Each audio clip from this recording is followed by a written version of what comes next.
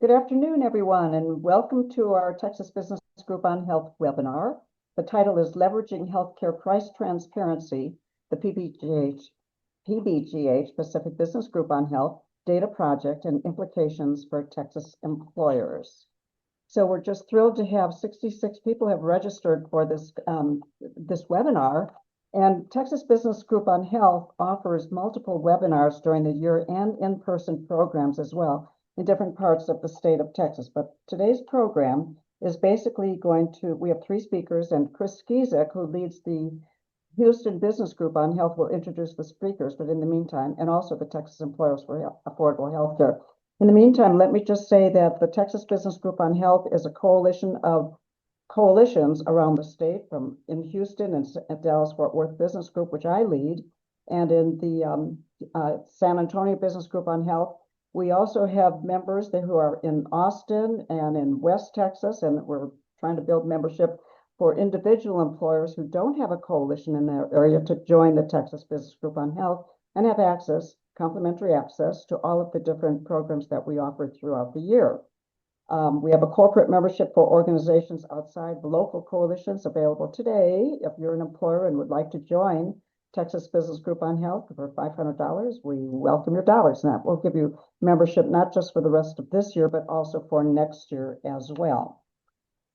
And we also have multiple sponsors who can help us put these programs together. And we're just delighted to have you with us with our three speakers. So, Chris, do you want to talk about the Texas Employers for Affordable Health Care for just a minute? Sure. Just briefly.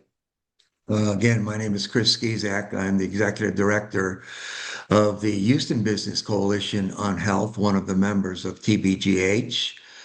I am also the executive director of Texas Employers for Affordable Health Care.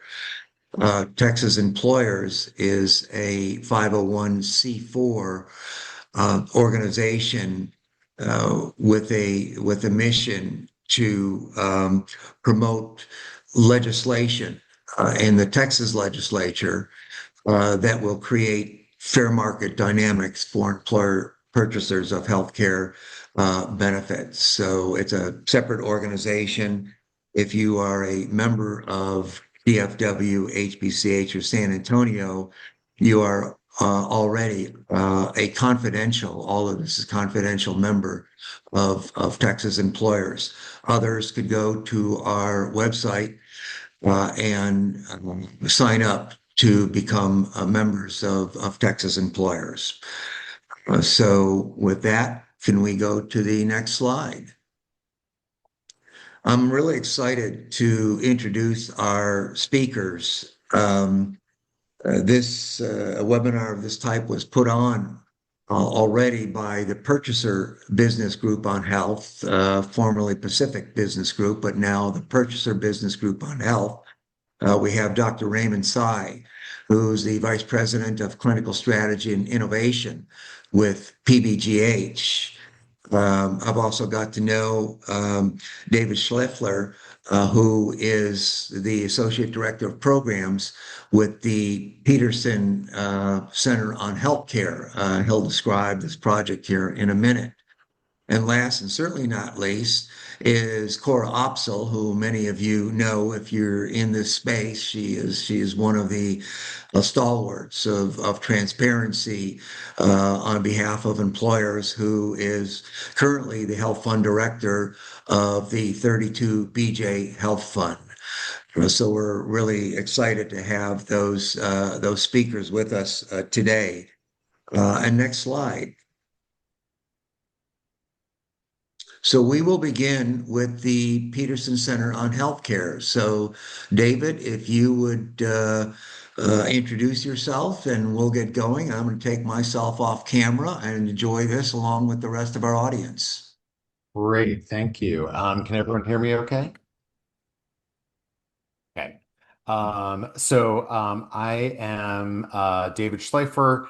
I'm an associate director of programs at the Peterson Center on Healthcare. The Peterson Center on Healthcare is a philanthropy based in New York and Washington, D.C., and that works nationally and Our mission is to make a higher quality, more affordable healthcare system a reality for all Americans. I lead our portfolio of projects that are specifically focused on employers, and our aim is to empower employers to be more effective healthcare purchasers who can deliver lower costs, higher quality coverage for workers and families. And key to that work is strengthening access to data and insights that employers need to be more effective healthcare purchasers and addressing the market and policy obstacles that limit employers' purchasing options. I'll tell you a little bit about the work that we've been doing with PBGH. We've been working closely with Raymond and the team at PBGH for more than 2 years on an employer data project, which Raymond's going to tell us all about in a moment. And so I won't scoop him, but just to say we worked closely with five large employers and learned a whole lot about how to make sense of some of the new data that is available to employers today. I'm also very excited that we're joined by Cora Opsel. Cora is the managing director, the new managing director of Peterson Health Analytics, which is a new public benefit company that will officially launch next week on June 2nd, but you are all getting the sneak peek.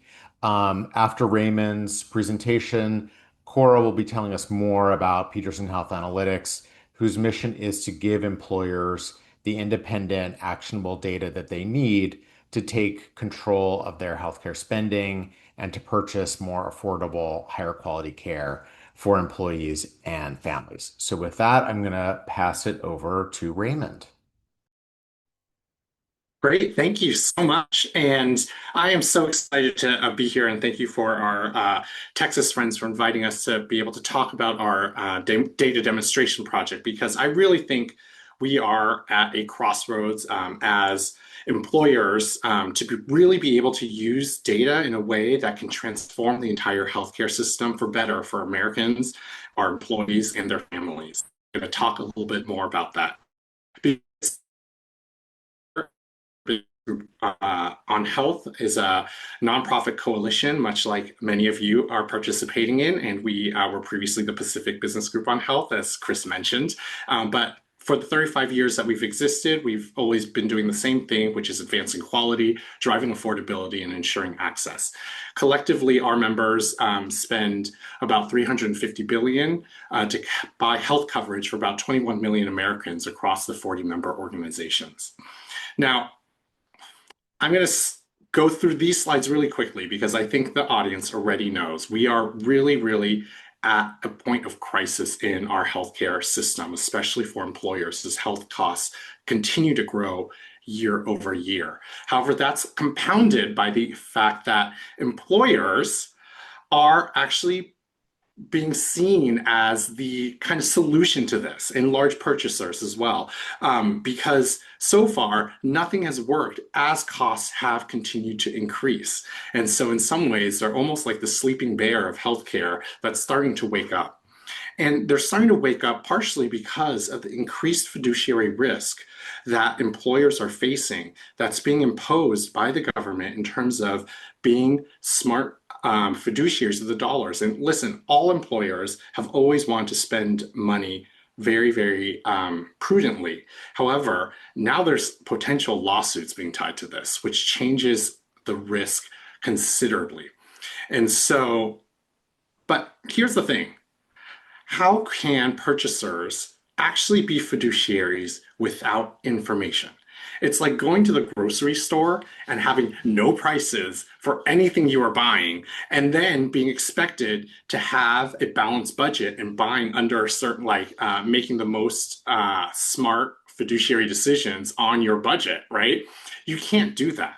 And the government also realized that. And so they made transparency data available publicly to be used for this purpose. But now that it's there, it's up to us to actually use it so that we are making smart purchasing decisions on behalf of our employees and their families like they expect us to do for healthcare. So this is what we did.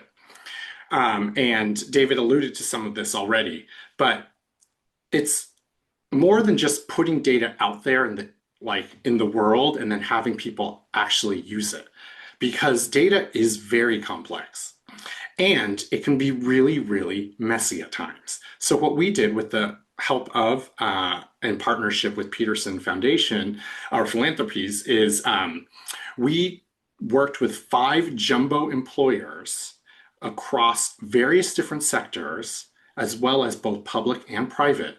And we looked at 10 markets that they collectively chose where a lot of their family members live and receive healthcare. And we took that data transparency and made it actionable for them. How did we do that? Well, we combined it with a lot of different partners, which I'll talk about in a little bit more detail. And then we provided individual reports to each employer that really looked at their individual spend. And so ultimately, our PBGH data demonstration project had 2 classes of outputs. One is publicly available, actually, and you can actually look at it. And there's a lot of interesting information about Dallas, some of which I'll share today, because that was one of the 10 markets that was collectively chosen amongst our employers. And each of the employers, which I won't share today because it has some of their data in it, got individual reports based on their utilization and their population and their contracts, so that it showed them exactly how they compared up based off of transparency data, so that they can actually take specific actions. And I'll go over some of those specific actions just to whet your appetite in terms of how you can use the transparency data later. But before I get there, I will make it available that we have this white paper that showed a lot of the public findings of the 10 different markets. And ultimately, the takeaway, and we received a lot of press for this, was that, well, the headline, right? This paper shows how insane the US healthcare system is. And that is really, really disconcerting. But listen, this is the opportunity. Now that we could see it, we can actually do something about it. Now, for those that also are really interested in the technical side of things, there was also a separate technical white paper about how we cleaned and how we used the transparency data that's available for everyone to actually make it actionable. So I encourage you to look for both of those publicly available resources. But I know what you want to see. You want to see results and what we found in the data. And so let's get to that next. So to be clear, this is how we did the original project. We partnered with Milliman as a data analyst partner, and they took the transparency data, both TIC and HPT data, which are negotiated rates being reported by the payers, which is the TIC files, and by the hospitals, which is the HPT files, and obtained those through Turquoise Health. Then they combined it with their already commercial claims database to use for utilization and benchmarking and other filling in certain gaps, and put that into the database. Now, what we heard from our members and many employers is that knowing prices and negotiated rates is not good enough, because the goal is not to drive towards the lowest rate. The goal is to drive towards highest value. And we do not know value unless we also know about quality. We are not willing to pay for lowest price if it means low quality. And so because of that, we also brought in both health's individual clinician level quality scores, as well as Leapfrog hospital safety scores, to be able to use that for the quality component of value. Finally, to be able to provide employer-specific results, we took each of the 5 employers' individual claims data and eligibility data and put that in so that we could see what each individual employer situation was, and leverage that along with all the other data to give them very specific reports. And so PBGH was kind of in the center of this, coordinating all the different players, doing the product design, and also helping with the analysis and the translation of the analysis.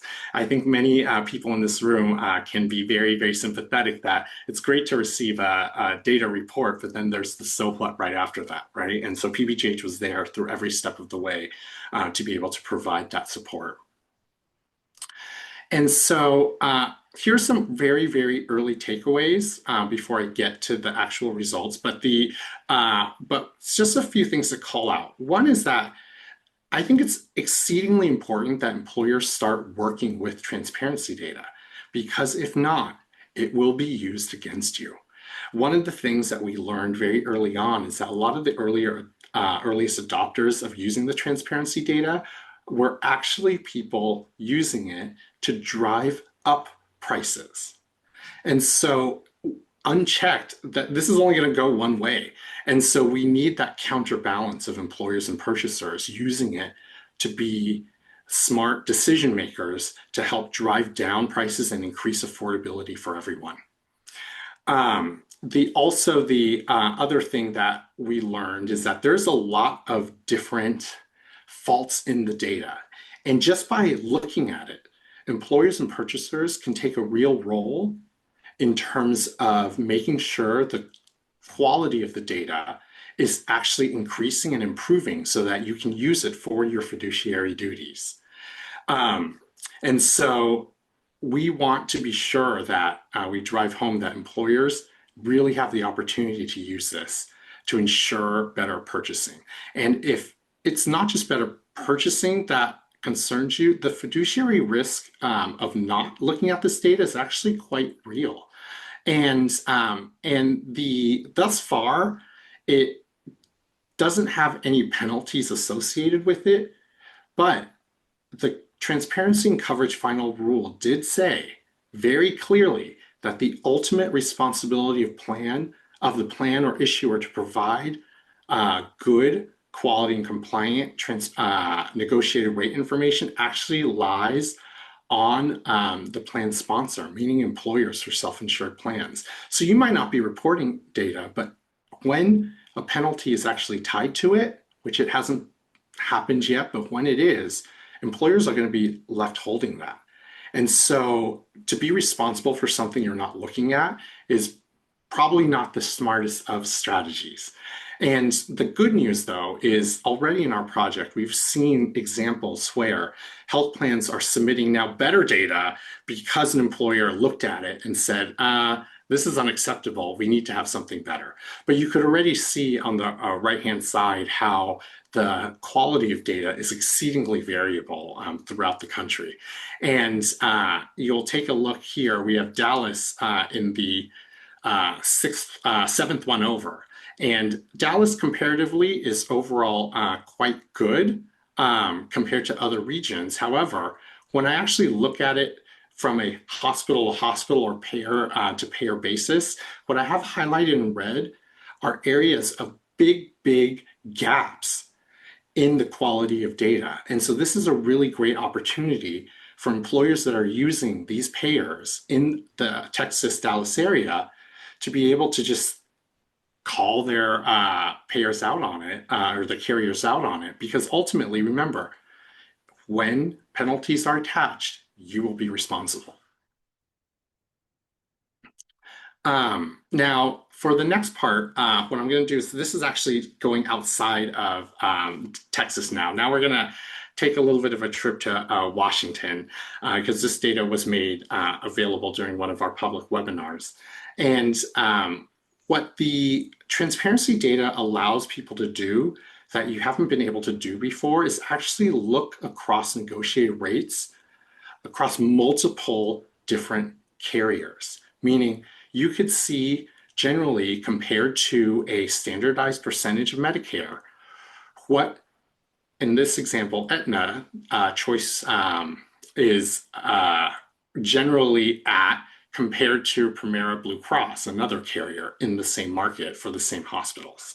Now, that's something you haven't been able to see before, right? Because previously you would rely a lot on these discount analysis that tends to make everything wash away and look very, very similar. Whereas now you can, when there's good data, you can actually look across different carriers to be able to compare.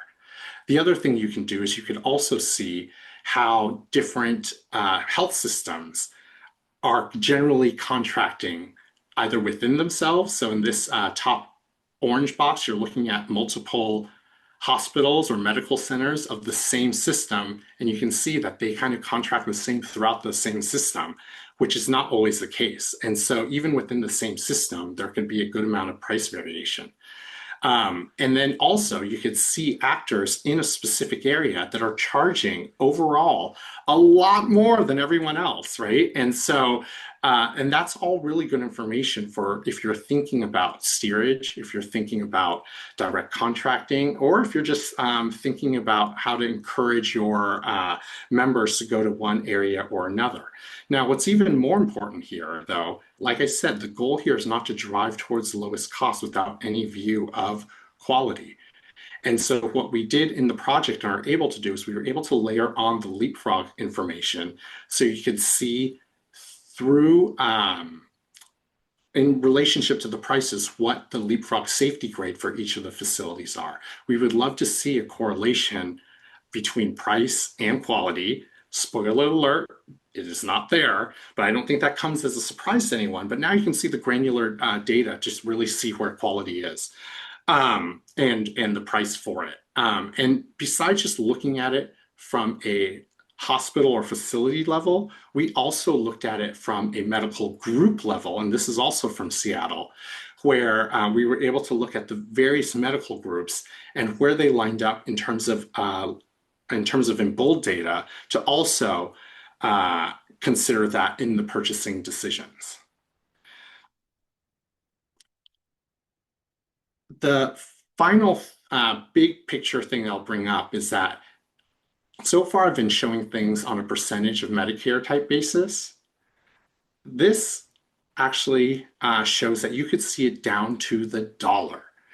And this is actually an example from Dallas, Texas, where we looked at the median reported rates for a GI endoscopy and looked at them across the top table, which is an outpatient facility, to the bottom table, which is an ambulatory surgical center.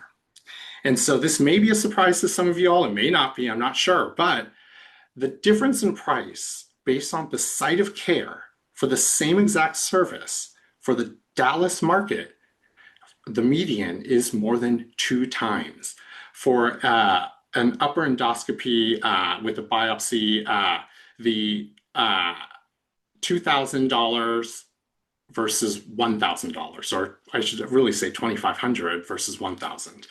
For diagnostic colonoscopy, about $2,500 versus $1,000 again.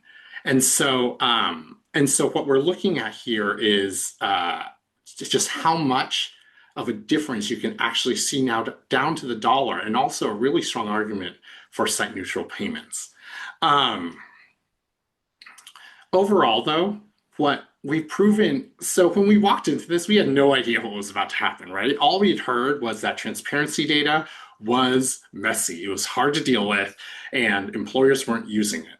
We went in with the thesis that, like, we think we can make this useful, but how do we do that? And is that possible? And we ended up coming out with, yes, it is possible. And not only is it possible, but employers are ready to use this information and can use this information for better purchasing. So that for us was hyper exciting.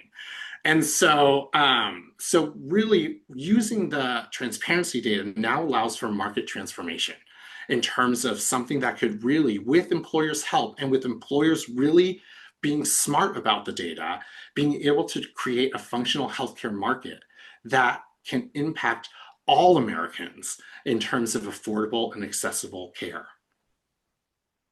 So here's a few case examples or case of how the 5 employers actually use the data.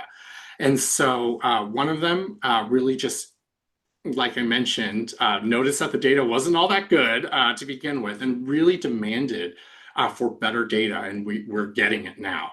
Also, they were able to use it as part of their fiduciary oversight and show that they're doing fiduciary oversight, as well as challenge specific claims that they are getting good prices, because now they have access to the negotiated rates across carriers, as well as specific dollar amounts across different carriers, which they might not have had before.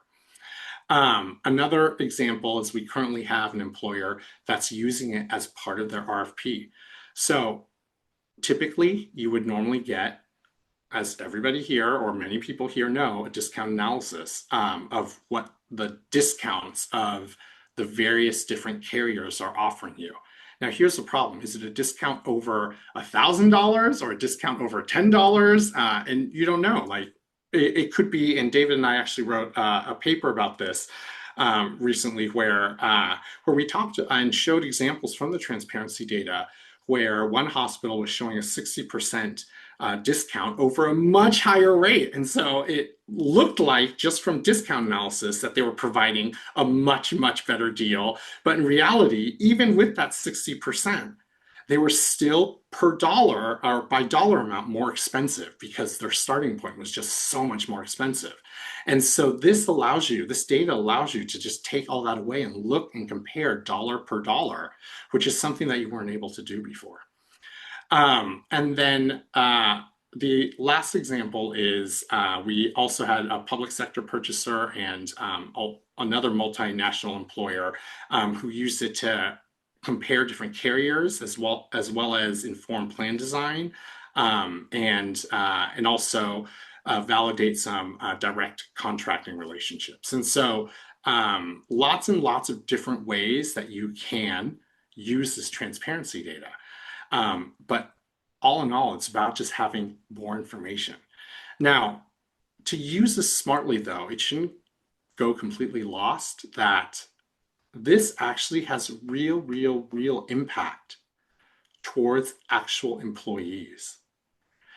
By being smart fiduciaries and by always thinking towards affordability and influencing affordability, that actually means lower out-of-pocket costs for employees. It means higher wages because less of that money is going towards healthcare. It means better health outcomes because you're really driving towards quality.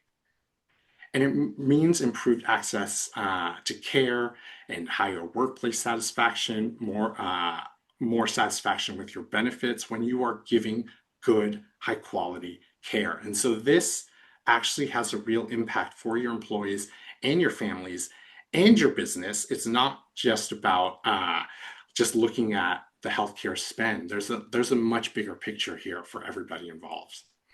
And so this project overall has been a joy to be a part of. And I am so excited that we get to continue to be a part of it and in partnership with our friends at Peterson. And with that, I'm going to hand it over to Cora. Thank you so much, Raymond. So, good afternoon to you all. I'm going to be short and sweet. Mostly, you all are getting a sneak peek of what is going to be coming. So, as Raymond walked through the amazing work that the Peterson Center and PBGH did, it really helped us realize that there was a need that the work that was done with PBGH could be available to other employers. And so next week we will be launching Peterson Health Analytics. And I have moved from 32BJ Health Fund to be the managing director for Peterson Health Analytics. We're going to be rolling out what was done using this data framework that we built and developed with PBGH, rolling it out to be available for all employers. And so again, this is really mostly a sneak peek. And we will, there'll be much more information to come. And we look forward to speaking with you all and anyone who's interested as the time comes. Very candidly, I'm on day 7. So I'm hoping to, get through at least day 10-ish before we start answering a million questions. But fundamentally, we agree that the results that PBGH has been able to show their members are results that all employers deserve in order to make more informed decision making in their benefits. So, sneak peek, more to come, and we look forward to sharing next week. So, short and sweet, Raymond. Yes, I love it. And I hope everyone feels privileged because you really are getting a sneak peek. Everything on our timeline was that we were announcing next week. And so this is fresh off the press and an exclusive for y'all and our friends in Texas. But for those even before next week or into next week, whenever in the next month, if you want to learn more, feel free to email us. Both of our emails are up here. But we really think that, again, like I opened with, we're really at this inflection point where data can really be used to transform the market and transform healthcare for good. And so we're really, really excited to help others use this data, not only for the benefit of your own organizations, but for the benefit of the greater good. That's our nonprofit and philanthropic side showing. And so please, please, please think about how you can leverage this new data to really achieve affordability for your employees and their families, and really make great impacts throughout the organization. Now, we are going to take some time to have some question and answer for anyone that do have questions. However, before we get there, I am going to hand it over to Chris to talk about another initiative to be involved in that we support that helps with transparency as well. Thank you. Thanks, Raymond. Next slide. So I just wanted to let those on the call or on the Zoom, no, go back up one. Go up one slide. There you go.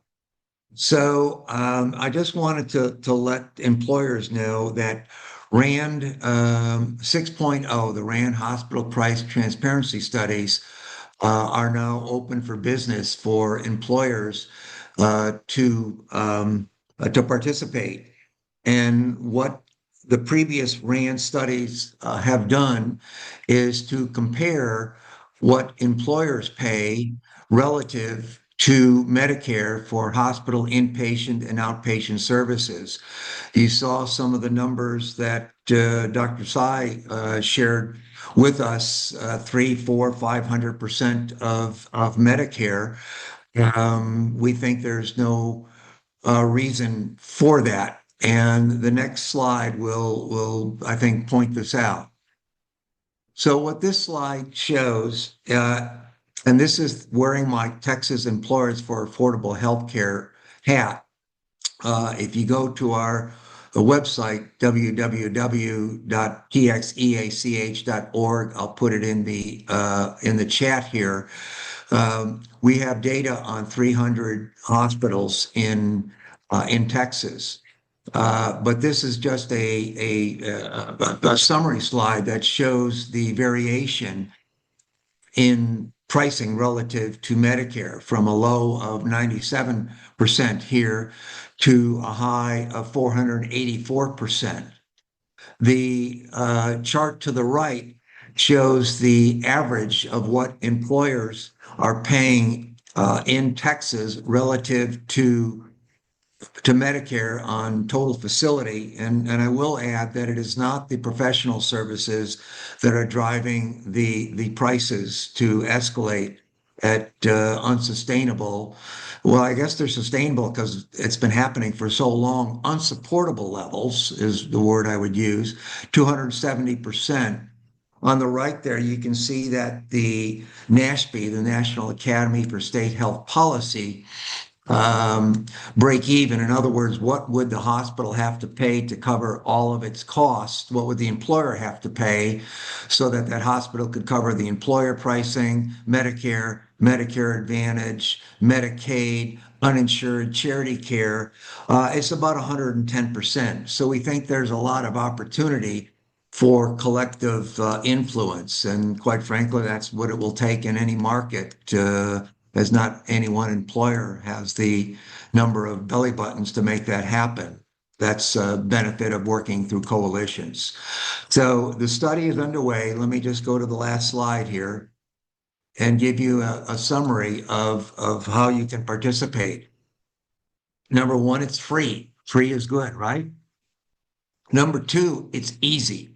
It's easy because RAND already has DUAs with Cigna and Aetna and United. We're working to try to get something similar for Blue Cross Blue Shield of Texas. But even in that case, it's still easy. You have one email and you say, I want to be interested in it, they work on the facilitating the access to your claims in a confidential manner. All of this is done with the highest level of security. We will be reaching out to employers over the next month. We want to get the agreements and the DUAs by the end of June. So it's underway. We're excited about it, and we hope a lot of Texas employers will participate. So that's all I had on that. Do you want to go to the next slide? I think we're almost up to Q&As. And there we are. So if we can get Cora and David and back on screen, David and Cora, if you'd like to come back on screen there. Marianne, you too. And we'd be happy to answer any questions. Let's see. Well, there you go. Diana put that out there. So here's a question. How are you handling episode of care differences? Coding differences between providers, e.g., endoscopy, colonoscopy can be coded dozens of different ways. Way Yeah. over my pay grade to answer. Absolutely, I can go ahead and answer that. And so so what I showed was the publicly available results, right? And so those are using median reported results. What I mentioned before is that there's actually two types of outputs that are coming out of this project. And the other one is leveraged within each employer's specific experience using their own claims. And so when we're using employers' claims, we could look at what's actually being billed and what is actually being paid, and determine whether or not there are differences in coding that's actually occurring, or if what is being paid and what is negotiated isn't the same, and look into why that could be because of either modifiers or whatever else that's occurring to get to that question that you're asking. Feel free to ask more if that did not answer it. I have a question for you, though. Raymond, you talked about the usability of data. How is that defined with those color codes? What do you mean by usable versus unusable? Essentially, what we're saying is, can we get to an actual price based off of the information that was shared? And so, a lot of times, for instance, and this was in previous regulations that hopefully will be changing and improving over time, but some carriers were allowed to provide percentages of charge, as an example, much back to the discount analysis, but not have to say charge of what, right? And so then you have this percentage, but it's not tied to any number, so you couldn't actually derive an actual price on it. And so that's generally what usability means, is that there's enough information there to actually get a price out of it. Now, there's a lot of different reasons, though, by the way, for not usable. That was just one example, but there are a multitude of of reasons that you wouldn't be able to get an actual usable price out of the information provided. Fantastic, fantastic. And this is, I guess, a question for Cora and David. The PBGH report, and by the way, everyone will get the slides. There's a link to be able to access that report. It's a large report. I think it's about 185 pages, but it's a lot of tables. But my question is, going forward with the Peterson Health Analytics initiative, do you see out of the box something similar to what PBGH did here? And will there be pricing associated with it? Anything you might be able to share, a sneak preview, or should we just all wait with bated breath I'm for going to an just announcement? say the short answer to that, Chris, is yes, there will be pricing, and yes, there will be some sort of report, and we will share that starting next week. Fantastic. That's We're my really non-answer answer. maybe there'll even be another webinar at which we'll all nationally become informed of this. Maybe That something is to, my hope. I agree. I think there'll be lots of opportunity for folks to learn about this, and we look forward to being able to kind of take it on the road, both what Peterson and PBGH did and this kind of evolution into Peterson Health Analytics. yeah. Maybe this is for both. Waiting for other questions here. Um, let's see. Another question. Are provider value quality price ratings computed on a per practice location basis? I would say yes and no. I think as we know, it's never quite that simple. Sometimes there's providers or clinicians that are practicing across various different locations. The one that we did for sure is by group, by medical group, and if they have multiple locations, we can also see do it by the locations that we know that they're associated with and where they're billing towards, which as we all know, doesn't always correspond to like where they're actually doing stuff. But overall, yes, we are looking at it on a medical group and per practice location based off the information that's available. Fantastic. What you've both described is a national issue, but it only has local impact. In other words, you can't fix this nationally, as Cora knows, with 32BJ. Those of you in the audience here, Cora, with her efforts to 32BJ, has done a fantastic job locally. I wonder if you might talk to that because the employers aren't in the room negotiating. They're not going to be there at the negotiating tables. And most employers don't have the clout, i.e. number of belly buttons that 32BJ has in New York.